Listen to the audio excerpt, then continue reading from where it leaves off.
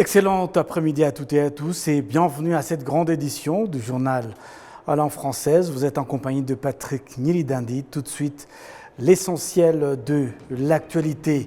L'actualité nationale reste donc marquée par la campagne électorale qui se déroule sur l'ensemble du territoire national. Les alliés du FPR Ingotagni en campagne présidentielle pour son candidat insistent d'avoir fait le bon choix d'accompagner la candidature de Paul Kagame car ce dernier a beaucoup fait dans le domaine du développement et de la consolidation de l'unité des Rwandais. En district de Nyarugenge, les candidats Paul Kagame a en effet indiqué que les Rwandais vont poursuivre la conjugaison des efforts pour le développement fondés sur la bonne gouvernance en illustrant son idée par une armée dirigée par un lion qui lui-même est composé des lions. Suivant donc cette intervention du candidat Paul Kagame, le récit est de Kassim Youssouf. Une marée humaine s'était donné rendez-vous ce mercredi en district de Nyarugenge dans la ville de Kigali dans le cadre de la 4e journée de campagne électorale du candidat du FPR Ingotagni pour les présidentielles du 15 juillet prochain. Des milliers de citoyens de la capitale et de ses environs n'ont pas dissimulé leurs émotions lorsque le candidat Paul Kagame est arrivé au site de Rugarama en secteur de Nyamirambo. Le président de l'une des organisations politiques en coalition avec le FPR Ingotagni, le Parti pour la démocratie idéale PDI, Moussa Fadil Harerimana, a dit qu'ils estiment qu'il est impossible qu'ils aient un autre qui rivaliserait avec Paul Kagame parce que ses réalisations pour le Rwanda sont éloquentes. Il a changé les perceptions des Rwandais et nous a unis sur un objectif commun. C'est l'une des choses que nous apprécions profondément chez lui. S'adressant à la population présente au site de Rugarama, le candidat du FPR Ingotagni, son Excellence Paul Kagame, a dit qu'il est venu pour lui témoigner sa reconnaissance pour le rôle qu'elle a joué dans l'édification de la nouvelle histoire du pays et sa reconstruction jusqu'à atteindre son niveau actuel de développement, ajoutant que les 30 dernières années montrent que le développement est possible et c'est ce qu'il lui a promis dans l'avenir parce qu'il est confiant que ceux qui voteront pour lui sont nombreux, chose qu'il a comparé à un combat dirigé par un lion.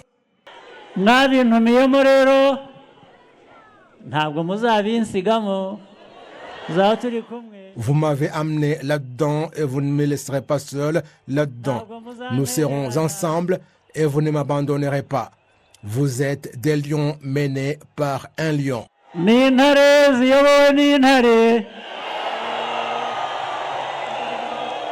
La population présente à l'activité de campagne du candidat du FPR Ingotagni, Paul Kagame, sait très bien ce que signifie faire le bon choix car elle a moult raisons de voter pour ce candidat. Il a promu l'islam. Dans le passé, les musulmans devaient changer leur nom islamique en nom chrétien pour pouvoir étudier. En plus de voter pour lui, nous sommes prêts à nous sacrifier pour lui parce que nous l'aimons beaucoup. Nos votes doivent être au maximum. Nous sommes arrivés ici à 3 heures du matin parce que nous avons un profond amour pour lui. Ne voit-il pas combien nous l'aimons? Nous lui demandons d'être avec nous, même si ma voix ne lui est pas parvenue. Le Front patriotique rwandais Ingotagni et les organisations politiques avec lesquelles il est en coalition a poursuivi ce mercredi la campagne électorale pour son candidat à la magistrature suprême du pays, Paul Kagame, et ses députés à l'Assemblée nationale à Butaro, en district de Burera. Les membres du FPR Ingotagni et ceux de 8 autres formations politiques en coalition avec le FPR pour les présentes élections insistent sur le fait qu'on ne change pas l'équipe qui gagne, raison pour laquelle ils sont engagés à poursuivre la consolidation du Rwanda avec à sa tête son Excellence Paul Kagame. Le candidat indépendant au poste de président de la République, Maïmana Philippe, s'est rendu en secteur Kianika du centre Kidaro du district de Burera, où il poursuit donc sa campagne électorale. À son arrivée à Burera, Maïmana Philippe était accompagné de son épouse et des citoyens qui soutiennent sa vision. Les détails avec Amandine Dikoumassabou. Dans le district de Burera, Maïmana Philippe était accompagné de son épouse et de ses partisans. Ses objectifs se centrent sur la santé, la famille, l'égalité et les droits de l'enfant. Le candidat indépendant au poste de président de la République du Rwanda, Maïmana Philippe, promet de mettre un accent sur le fait d'apporter de l'aide à la population pour améliorer le développement de la communauté, surtout en respectant les droits des femmes davantage et des enfants de manière particulière. Maïmana Philippe a continué sa campagne électorale dans le secteur de Busogo, au centre de Biangabo. Dans ce centre, les gens ont participé en grand nombre pour entendre les idées et les intentions de ce candidat, ce qui les aidera à choisir, selon eux, qui devrait diriger le Rwanda. Maïmana Philippe, qui est candidat au présidentiel, a déclaré à la population qu'il avait 50 points qu'il mettrait en œuvre s'il lui faisait confiance et le choisissait pour diriger le Rwanda. Il est revenu sur l'économie où il a dit que les prêts bancaires ont un taux d'intérêt élevé, de sorte que s'il était voté, les intérêts pour les crédits bancaires seront réduits en dessous de 10% afin de créer plus d'emplois. Et sur les affaires étrangères, il a dit que s'il était élu, il veillerait à ce qu'il y ait 2 députés représentant les Rwandais vivant à l'étranger. Le Parti des Verts Green Party a poursuivi mercredi ses activités de campagne en secteur Mimuri, district de Nyagatare. Son président Franck Habineza a notamment indiqué à la population présente que voter pour lui, c'est voter pour le bien-être, la sécurité et le développement. Les précisions avec Kassim Youssouf. Le chargé des activités de campagne du parti écologiste Green Party a commencé en disant que voter pour le candidat de Green Party, Franck Habineza, ce n'est pas une erreur et qu'ils ne se sont pas trompés lorsqu'ils l'ont choisi en tant que parti, ajoutant que voter pour Franck Habineza, c'est voter la solution pour les Rwandais, qu'il est la lumière et l'espoir des Rwandais, ajoutant que c'est un homme avec des idées très fortes, un homme attentif et qui prend des décisions qui s'imposent, un homme qui a des solutions pour les Rwandais de chaque catégorie. Après la présentation des candidats du Parti vert aux élections législatives, il a été demandé aux participants de voter pour eux parce qu'ils sont des personnes compétentes. Le chargé des activités de campagne électorale du Parti écologiste a en outre dit que voter pour Franck Habineza, c'est voter pour le bien-être social, la sécurité et le développement. Le candidat président de Green Party, Franck Habineza, a, dans son allocution, dit à la population présente qu'il est venu leur rendre visite et s'entretenir avec eux sur la manière de se mettre à l'unisson pour que le Rwanda soit davantage meilleur. Il a dit aux habitants qu'il a joué un rôle dans le plaidoyer effectué pour que leurs enfants puissent être nourris à l'école parce qu'un enfant affamé ne peut rien apprendre, soulignant qu'il ne suffit pas seulement de manger, mais que les enfants devraient avoir une alimentation équilibrée et manger à leur faim. Il a par ailleurs dit qu'il est un homme de parole, que malgré le beau ou le mauvais temps, il reste fidèle à ses idées, que ce qu'il dit, c'est qu'il commence par le visualiser, qu'il procède par le discernement et que cela sera utile à tous les Rwandais. Au 10e jour des activités de sa campagne électorale, ce mardi, en province de l'Est, le candidat du parti écologiste Green Party, Franck Habineza, s'est entretenu avec les habitants de Kirehe où il a souligné sa familiarité avec le district pour y avoir longtemps travaillé en tant que membre de la Chambre des députés. Il leur a dit que l'une de ses priorités serait d'aider les habitants de Kirehe à exploiter et à maximiser les ressources dont dispose le district. J'ai réalisé que les activités auxquelles vous participez peuvent être développées davantage pour attirer les visiteurs étrangers qui viennent voir la Kagera. Ces visiteurs pourraient également visiter vos activités ici. Par exemple, certaines peintures artisanales typiquement rwandaises sur la bouse des vaches, connues sous le nom d'Imigongo, ont été utilisées dans la construction du stade national Amahoro qui sera officiellement inauguré prochainement. Ces objets artisanaux ont également été utilisés dans divers hôtels de Kigali. Nous pouvons les utiliser pour améliorer cette ville en les plaçant à divers endroits de Kirehe, par exemple le long des routes, afin que les étrangers qui la visitent puissent le voir. Les innovations ne s'arrêtent pas à ces métiers. J'ai également constaté des améliorations sur les collines de Rusumo. La région est actuellement très belle. Ces collines peuvent être davantage développées avec la construction d'hôtels pour attirer davantage de visiteurs. De plus, d'autres endroits par ici, s'ils sont bien développés et construits, peuvent générer des revenus pour Kirehe. Les membres du parti écologiste Green Party ont fait observer qu'ils se sont rendus dans le district de Kirehe car ils espèrent y trouver de bons résultats. Au moment où le Rwanda se prépare donc aux élections présidentielles et législatives, les observateurs estiment que le climat paisible qui caractérise les activités des campagnes électorales au Rwanda devrait servir d'exemple à d'autres pays du continent africain. La suite avec Jean Damascène Nishim.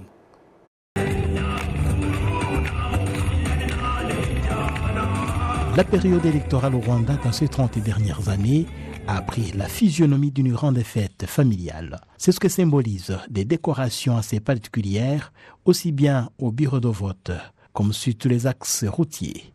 Damien Mouzoun, originaire du Bénin, qui a déjà vécu les élections présidentielles au Rwanda en 2017, affirme que la paix et la tranquillité du Rwanda avant, pendant et après les élections est un bon exemple assez particulier. Rwanda, étant africain et ayant aussi voyagé un peu le monde et voir comment ça se passe partout, aujourd'hui, même dans les pays insoupçonnés, la démocratie est en crise. On voit tellement de mouvements de violence et même des choses insoupçonnées dans des pays même qu'on ne pouvait pas imaginer. Alors, en 2017, j'étais ici pendant qu'il y avait eu les élections. Par exemple, vous voyez dans beaucoup de pays, pour faire les élections, il faut aller chercher la carte d'électeur. Pour prendre la carte d'électeur, c'est toute une procédure. Quand vous l'avez, finalement, on va vous classer dans un bureau de vote que vous devez aller pour chercher votre nom dans différents endroits. Et parfois, vous vous perdez, votre nom se retrouve au nord et quelque part. Avec votre téléphone mobile aujourd'hui, même le plus simple téléphone et votre carte d'identité, ce qui est d'ailleurs l'outil que vous utilisez pour voter, vous pouvez vous enregistrer et tout. Et quand vous voyez le climat, moi, je crois qu'il y a quelque chose de particulier. On a l'impression que c'est la fête quand il y a les élections ici, ce qui n'est pas forcément le cas dans plusieurs endroits. Alors moi je me dis, si l'Afrique peut puiser de ses valeurs originales pour voir comment on peut faire que même si on doit copier l'Occident aujourd'hui, même si on doit suivre le pas, parce que la démocratie telle qu'elle est présentée aujourd'hui, c'est beaucoup plus dans le contexte de l'Occident, si évidemment on peut avoir une condition de s'entendre sur qu'est-ce que nous voulons vraiment par rapport à notre continent. Et je crois que des fois, des querelles inutiles, des violences inutiles. Et ce qui, peut-être, moi, mon analyse de la chose, je me dis peut-être, par rapport même parfois à des voisins et à des pays lointains, quand vous voyez la violence qui accompagne post ou pré-électoral ou même pendant les élections, et je crois que peut-être, vu l'histoire du Rwanda, qui en a peut-être connu suffisamment de violence, je pense qu'aujourd'hui, ça se traduit. Les gens ne veulent plus aller derrière pour les questions de violence, ils veulent maintenant aller devant. Donc quand vous voyez l'atmosphère, vous vous promenez, vous voyez peut-être, on dit la période électorale, les gens ne peuvent même pas croire que nous on est en période électorale ici. Donc, pour l'écrivain français Daniel Escornet, cette réalité du Rwanda est liée au passé sombre qu'il a vécu, mais que la population rwandaise a décidé de transformer, animée par un esprit de résilience. Je pense qu'il faut au contraire que le Rwanda continue à montrer que ce génocide, la façon de surmonter ce génocide, c'est-à-dire toute la phase post-génocide, dont tout le monde dit que c'est un miracle, mais ce n'est pas un miracle, c'est le fait d'hommes et de femmes, c'est le fait d'une politique. C'est trop facile de dire c'est un miracle et de l'autre côté, il y aurait une main de fer qui ferait que ça ne tient pas la route. C'est évidemment une société avec sa culture entière qui parle à l'universel et qui parle à la communauté internationale. Je pense que c'est Ce n'est pas un modèle, le Rwanda, puisque c'est une situation très singulière, mais c'est un exemple. C'est un exemple. Et je pense que beaucoup de regards africains sont pointés sur le Rwanda de façon positive. C'est ça qu'oublie aussi la communauté occidentale. C'est que les Africains voient le Rwanda comme quelque chose de très positif. Et c'est peut-être cela qui perturbe beaucoup les acteurs. C'est que le Rwanda, encore une fois, ce n'est pas un modèle, mais c'est un exemple. Il n'y a pas de pays qui soit aussi paisible que le Rwanda, y compris à la veille d'une élection présidentielle. En Afrique, ça n'existe pas.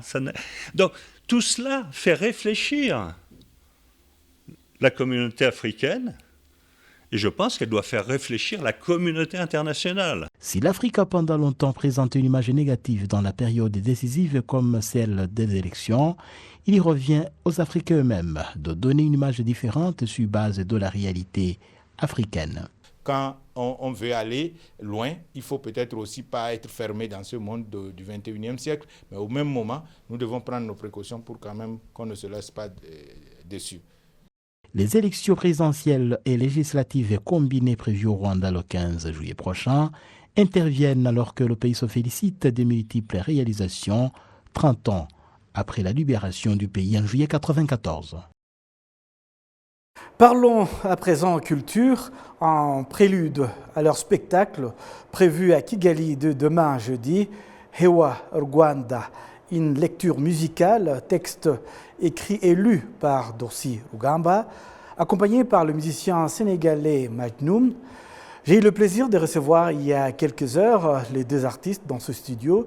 Ils m'ont expliqué ce projet Hewa Rwanda, Lettres aux absents, un récit bouleversant porté par une voix, une écriture, une intensité rare et ses questions obsédantes, accompagné en musique par Magnum. Alors, le livre est sorti très récemment. Il s'appelle Hewa Rwanda, Lettres aux absents. C'est un livre qui, 30 ans après le génocide, s'adresse aux victimes pour leur donner, comme dans la tradition rwandaise du culte des ancêtres, c'est l'idée effectivement de donner aussi des nouvelles aux absents qui sont très présents. Mais durant la triennale, il y a eu la triennale de Kigali qui s'est tenue ici en février, dans laquelle Majnoun était là pour différents projets aussi, et nous en avons profité pour faire une adaptation scénique du sujet. Et pour en sortir une forme qu'on appelle pour l'instant une lecture musicale,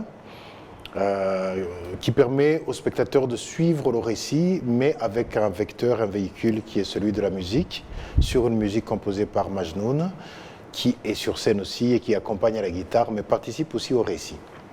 Oui, Majnoun, vous avez accepté d'accompagner Dorcy dans ce projet. Et pourquoi avoir fait ce choix ? Eh bien, c'était un honneur pour moi d'accompagner Dorcy sur ce texte parce que j'ai eu la chance déjà de travailler avec lui avant cela en tant que comédien et où il était metteur en scène. Donc pour moi, je connais son travail et particulièrement ce livre m'a particulièrement touché aussi la parole qu'il y a dedans. Donc c'était un honneur pour moi de pouvoir l'accompagner en musique, pour mettre ça en musique et accompagner ce récit. Oui. Et ce spectacle, vous prévoyez de le présenter quand au public rwandais ? On prévoit de le présenter. On a présenté une petite première version, mais qui était les débuts, vraiment, c'était un work in progress en février. Entre-temps, le spectacle a pris de l'épaisseur. On l'a présenté au Théâtre de la Ville à Paris, au Théâtre de Chaillot, à Saint-Malo. Et là, on revient d'Allemagne, on l'a présenté à Braunschweig. Et c'est juste après ça, parce que le spectacle s'est étoffé, qu'on prévoit de le présenter dès demain soir à 19h30 au Centre culturel francophone franco-rwandaise à Kimihurura. Et puis samedi et dimanche à Kigali, à la même heure, à 19h30. Et c'est un honneur et un plaisir, je demande de pouvoir partager avec le public rwandais ces 3 soirées, à l'issue desquelles d'ailleurs il y aura une séance dédicace des livres. Parlons à présent éducation. Les enseignants des écoles primaires du Rwanda qui n'ont pas reçu une formation dans le secteur de l'éducation remercient le gouvernement du Rwanda pour leur avoir offert un emploi, mais aussi une formation leur permettant de devenir des enseignants professionnels dans un temps record. Au groupe scolaire Ndera catholique, en district de Gassabo, Arabi a retrouvé certains élèves en pleine révision de matière, d'autres avec en suivant des cours en train de s'amuser sous la supervision des enseignants, dont environ 4 n'ayant pas reçu une formation en éducation au cours de leur cursus universitaire, mais qui donnent des cours depuis 3 ans, dès la première année jusqu'à la 6e année du primaire. Ces enseignants ont remercié le gouvernement qui a fait donc construire plus de 22 500 nouvelles classes en pleine période de Covid-19, ce qui a offert une aubaine pour eux d'obtenir un emploi au niveau de l'enseignement. Le docteur Sebaganois Alphonse, expert en éducation et enseignant à l'Université du Rwanda, affirme que l'embauche d'enseignants non formés est une décision inhabituelle, mais qu'elle a produit des résultats qui continueront à augmenter, notamment en raison de la formation qu'ils reçoivent. Des enseignants qui n'ont pas fait l'enseignement, des enseignants qui n'ont pas eu de formation méthodologique et pédagogique à l'école et qui se retrouvent dans les salles de classe pour enseigner ont définitivement des difficultés de pouvoir savoir comment gérer une classe, comment enseigner telle ou telle discipline de manière pédagogique, de manière didactique, de manière pédagogique. Toutes ces notions s'apprennent à l'école pour pouvoir enseigner de manière efficace. Et donc, un enseignant qui n'aurait pas ce bagage pédagogique, ce bagage méthodologique, a des difficultés de pouvoir efficacement enseigner. Ici, nous parlons des enseignants qui ont été recrutés il y a 3 ans, qui ont été mis dans les salles de classe, qui sont des enseignants aujourd'hui et qui n'ont pas eu ce bagage pédagogique et méthodologique. Alors, comparé aux autres enseignants qui ont fait la formation pédagogique, méthodologique dans les écoles de cette formation qu'on appelle ici les TTC, il y a vraiment une différence. Ils ont des limites certainement. Ils ont des limites, même s'ils ont appris sur le tas. Ils ont appris en étant en classe.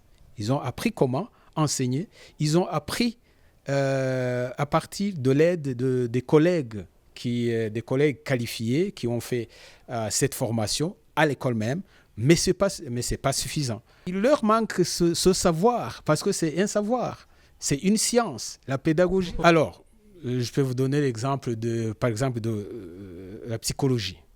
La psychologie de l'éducation aide les enseignants à pouvoir identifier les difficultés d'apprentissage qu'un élève peut avoir. D'un élève à l'autre ? Oui, d'un élève à l'autre. Les difficultés d'apprentissage, par exemple. Et ça, c'est une science. Ça s'apprend à l'école. Alors, je me dis qu'un enseignant qui n'a pas ce bagage, qui n'a pas ce concept, aurait vraiment des difficultés à pouvoir identifier ces problèmes, à pouvoir identifier ces difficultés d'apprentissage des enseignants. Il peut, par exemple, aussi avoir des difficultés d'évaluer correctement un travail de l'élève et comment corriger aussi. Parce que tout cela, c'est vraiment du savoir, c'est de la science. Et donc, ils ont des limites. Ils ont des limites certaines.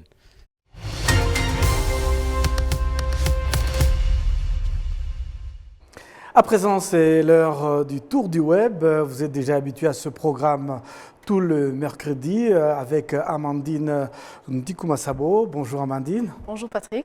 Et bienvenue donc dans cette édition, dans ce programme. Vous avez choisi pour premier élément de nous faire rire. Merci Patrick. Premier élément, on va parler de Caravane du Rire.